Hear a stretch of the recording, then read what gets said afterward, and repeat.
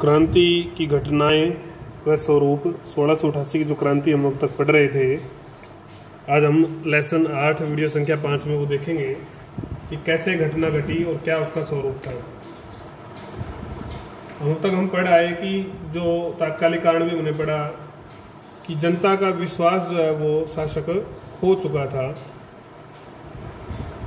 लगातार अब जब उसका पुत्र का जो जन्म हुआ और 1688 की जो उसकी घोषणा थी कि 2 बार जो है पादरी उसको दोहराए, तो उससे जो है उसके जो समर्थक थे, राजा के जो समर्थक थे, उनका व्यवहार भी बदल गया। उनका व्यवहार भी बदल गया था। राजा ने, शासक ने थोड़ा झुकने का प्रमाण दिया। झुकने का क्या प्रमाण दिया कि न्यायालय में जो नियुक्तियां थी, प्रमाण में उसने दिया कि न्यायालय की जो नियुक्तियां थी वहां पर जो जजों को नियुक्त करना था, तो कैथोलिकों को हटाकर उसने प्रोटेस्टेंटों को लगाया। जिन प्रोटेस्टेंटों को वो दबा रहा था उनकी ही नियुक्ति की गई। तो समाज की समझ में आया कि भाई राजा इतना शक्तिशाली है नहीं जितना कि दिखाई देता है। शक्तिशाली नहीं है जितना दिखाई दे रहा है। दूसरा, और शासक ने भी अपने जो सलाहकार थे उनको बता दिया था कि वो युद्ध करने की स्थिति में नहीं है, मतलब उसके पास इतना मादा नहीं है, इतना सामर्थ्य धन का और सेना का नहीं है। दूसरी ओर संसद के जो दोनों मुख्य दल थे वो अब एक हो चुके थे। टोरी और विहिग जो एक दूसरे को आलोचना करते थे, वो अब एक मत थे कि सत्ता पर जो है चुनौती देने के पक्ष में थे वो। तो उन्होंने एक योजना बनाई।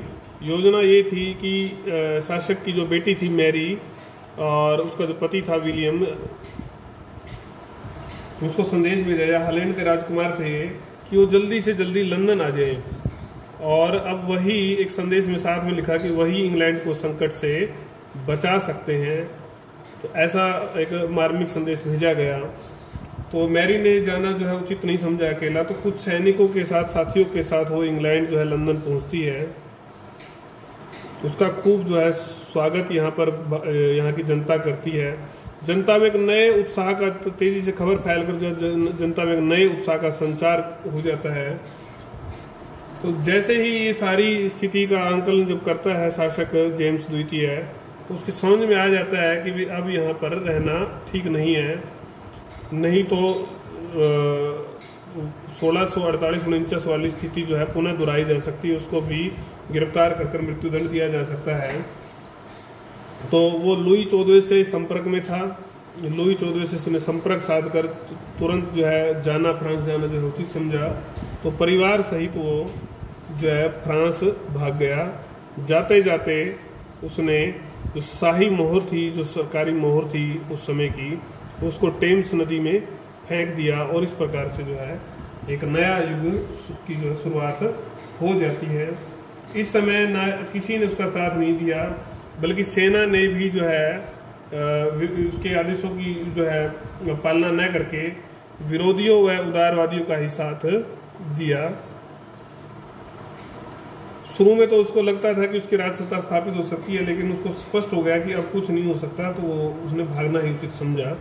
तो इस तरह से बिना रक्त की एक बूंद गिरे, रक्त की एक बूंद भी नहीं गिरी, मतलब कोई खून खराबा नहीं हुआ और एक विशेष परिवर्तन आ गया। एक ऐसी घटना घट गई इंग्लैंड के इतिहास में जिसको गौरवमयी, शानदार क्रांति या अलग अलग नामों से जाना जाता है। रक्तहीन क्रांति। अब सत्ता के प्रमुख बन गए थे मैरी और उसके पति विलियम। वो इस बात के लिए जनता व संसद के प्रति कृतज्ञ अपने आप को मानते थे कि उन्होंने हमें इतना बड़ा काम दिया है। अब हम बात करते हैं, ये तो घटना घटी ऐसे ऐसे। अब हम बात करेंगे स्वरूप की। स्वरूप क्या था? स्वरूप की अगर हम बात करते हैं तो अलग अलग इतिहासकारों ने अलग अलग ढंग से इसका विश्लेषण किया। तो बहुत सारे इतिहासकार ऐसे हैं जो इसको क्रांति नहीं मानते। तो उनका क्या कहना है इसके पक्ष में कि क्रांति नहीं थी ये? न तो वो इसको गौरवपूर्ण मानते हैं और न इसको वो क्रांति मानते हैं। उनका मानना था कि ये राजतंत्र से शुरू हुई थी और बाद में भी राजतंत्र ही रहा, क्योंकि राजतंत्र के खिलाफ भी हुई थी और जो मैरी और विलियम को जो शासन दे दिया गया तो राजतंत्र ही तो रहा, पूरी तरह से लोकतंत्र कहाँ है। कुलीनों ने केवल अपने हितों की पूर्ति के लिए ये विद्रोह या जो भी करवाया था, कुलीनों ने अपनी पूर्ति के लिए इसको स्वीकार किया। कुछ लोग क्या मानते हैं कि भाई ये तो कुछ व्यक्तिगत जो रंजिश थी या व्यक्तिगत बगावत थी, लोग व्यक्तिगत दुखी थे राजा जेम्स द्वितीय से, तो कुछ लोग ऐसा भी मानते हैं। क्रांति न मानने वालों का एक मत ये भी है कि क्रांति के लिए एक विजन होना जरूरी है, एक चिंतन होना जरूरी है।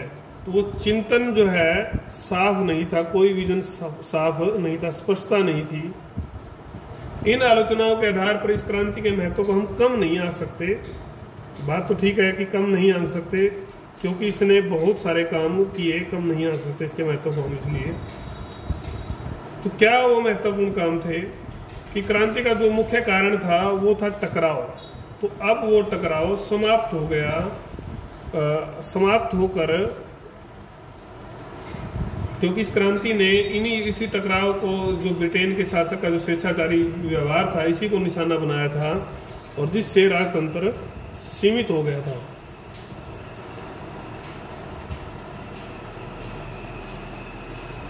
किसी प्रकार का आम जनता ने जो उद्देश्य इसमें रखे थे, कोई रक्तपात नहीं हुआ। तो क्रांति अपने उद्देश्यों को लेकर सफल थी। और सबसे बड़ी बात, एक नया समझौता हुआ। उस समझौते के तहत जनता को अपने अधिकारों की प्राप्ति हुई।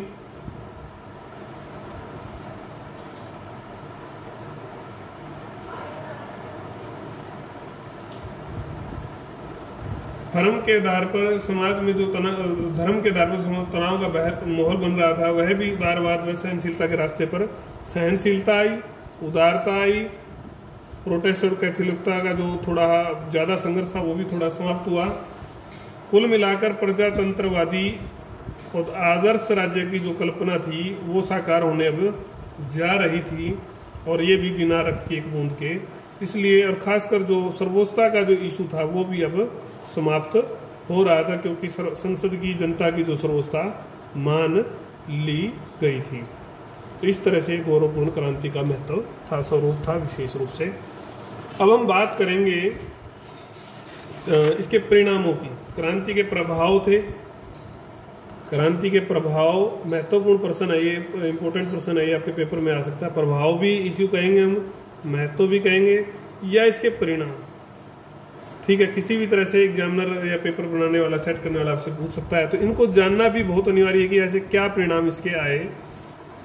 भले ही यह खून खराबे के जो है, बिना खून खराबे के समाप्त हो गई हो, लेकिन इसका जो महत्व है वो किसी भी जो विश्व में जो भी घटनाएं घटी या राजनीतिक जो क्रांतियां हुई उससे कम नहीं है इसका महत्व। इसको अगर हम समझेंगे, इस क्रांति ने ब्रिटेन की सारी व्यवस्था को तो बदला ही, साथ में विश्व को भी विभिन्न प्रकार से प्रभावित किया।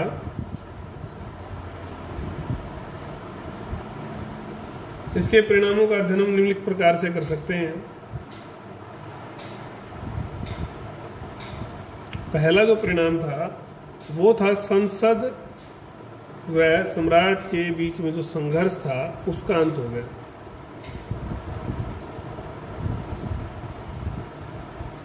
बड़ी बात थी। कैसे हुआ? हम अब तक जो भी क्रांति हुई उसका जो मुख्य आधार था वो यही तो था कि इनके बीच में संघर्ष था, मतभेद थे। टकराव का जो कारण था, टकराव का जो कारण था, मतभेद का जो कारण था वो ये था कि भी सर्वोच्च कौन है, जनता, संसद, एक ही बात है, सर्वोच्च कौन है और शक्तियां किसके पास ज्यादा हैं। ये जो है कारण टकराव का मुख्यतः था। इस टकराव को सुलझाने के लिए पहले भी कई प्रयास हुए, लेकिन सभी असफल हो गए। गृह युद्ध की स्थिति भी आई, एक शासक को जो है मौत के घाट उतारा गया। लेकिन अब दोनों के लिए झगड़ा समान व अस्तित्व का मामला बन गया था। प्रशासनिक व्यवस्था ठप हो चुकी थी। दोनों ही वर्ग जो है जनता से सहयोग मांग रहे थे। आखिर जनता ने चुना संसद को। संसद ही सब कुछ करेगी। तो अब शासक को अपना जो भविष्य है वो खतरे में दिखाई देने लगा, तो वो देश छोड़कर भाग गया। अब शासन में सर्वोच्चता किसकी स्थापित हो गई? संसद की। किसके माध्यम से? जनता के माध्यम से, क्योंकि जनता ने ही तो सपोर्ट किया था संसद को।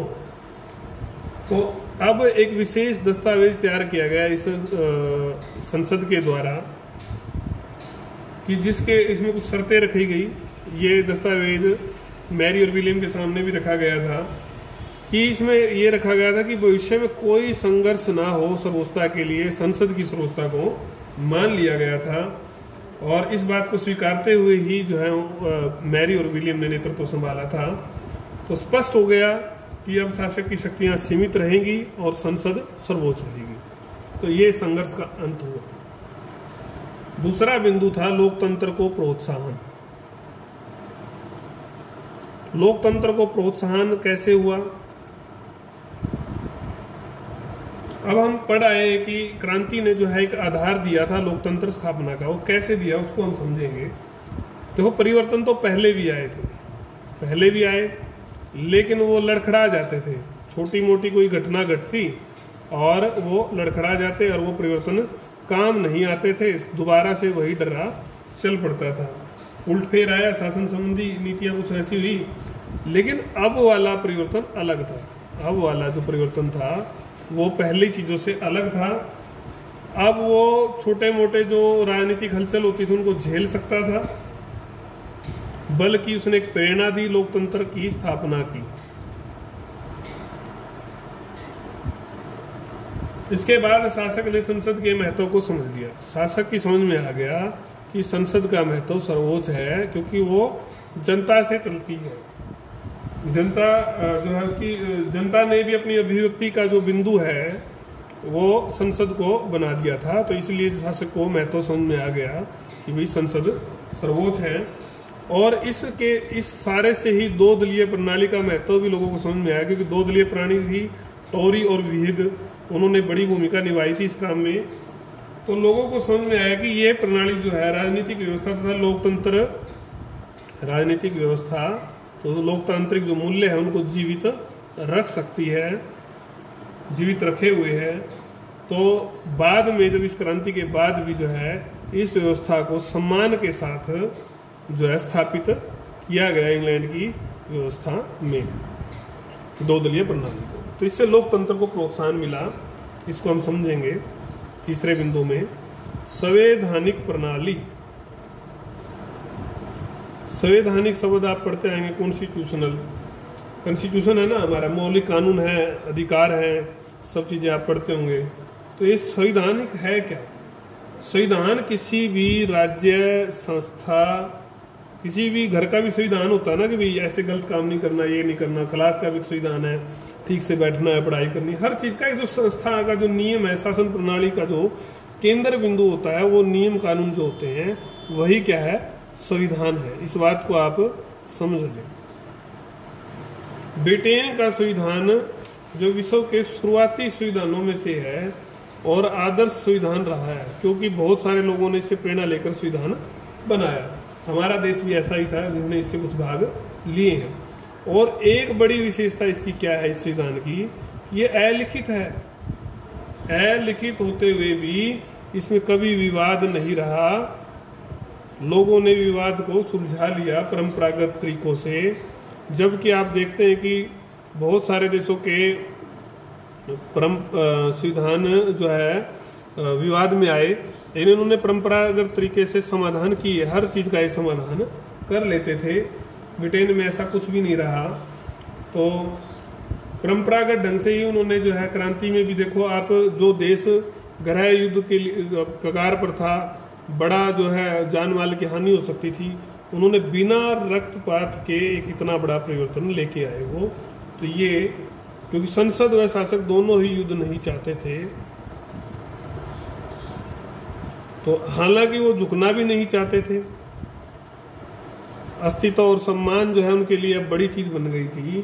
तो इस स्थिति का ध्यान में रखते हुए आखिर में शासक ने ही अपना देश और पद छोड़ दिया, और संविधान की विशेषता बन गई, जनता किसी भी व्यक्ति या संस्था की तुलना में ज्यादा सम्माननीय है। कि जनता के कारण ही, जनता ने ही संसद को पावर दी थी। सम्माननीय है जनता और संसद। उसकी भावना व जरूरतों का ध्यान रखना शासन व्यवस्था का प्रथम कर्तव्य है। ये बात शासक को समझ में आ गई। इस तरह वहां का संविधान इस आदर्श पर केंद्रित हो गया और जो भी कानून, जो भी नियम आगे बने वो इसी आधार पर बने कि जनता का शासन का जनता का जो है ध्यान रखना वो प्रथम कर्तव्य है। इसके कारण से वहाँ कोई बड़ा विवाद कभी नहीं छिड़ा। तो अगले लेक्चर में जो हम पढ़ेंगे वीडियो संख्या 6 में हम, तो इसमें हमने 3 ही बिंदु पढ़े हैं परिणाम के। तो आगे इसके बिंदु हैं 12। तो 9 बिंदुओं को हम कोशिश करेंगे 2 लेक्चर में पढ़ने की, वीडियो 6 में और वीडियो 7 में। तब तक समझें इसको, आप देखें।